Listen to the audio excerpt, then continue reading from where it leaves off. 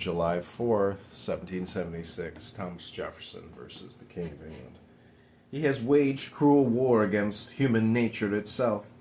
violating its most sacred rights of life and liberty in the persons of a distant people who never offended him, captivating and carrying them into slavery in another hemisphere, or to incur miserable death in their transportation thither. This practical warfare, the opprobrium of infidel powers, is the warfare of the Christian King of Great Britain,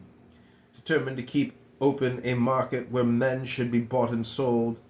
He has prostituted his negative for suppressing every legislative attempt to prohibit or to restrain this execrable commerce, and that this assemblage of horrors might want no fact of distinguished dye,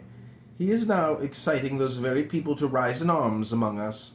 and to purchase that liberty of which he has deprived them, by murdering the people on whom he also obtruded them, thus paying off former crimes committed against the liberties of one people, with crimes which he urges them to commit against the lives of another. In every stage of these oppressions we have petitioned for redress in the most humble terms. Our repeated petitions have been answered only by repeated injuries. A prince whose character is thus marked by every act which may define a tyrant is unfit to be the ruler of a free people, who mean to be free.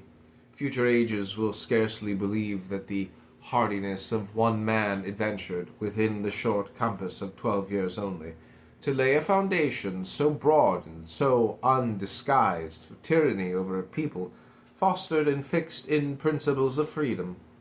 Nor have we been wanting in attentions to our British brethren.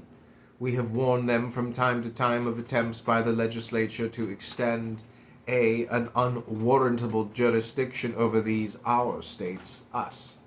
We have reminded them of the circumstances of our emigration and settlement here,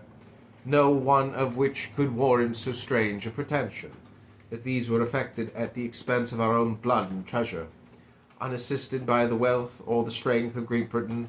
that in constituting indeed our several forms of government, we have adopted one common king, thereby laying a foundation for perpetual league and amity with them. But that submission to the Parliament was no part of our constitution, nor ever in idea,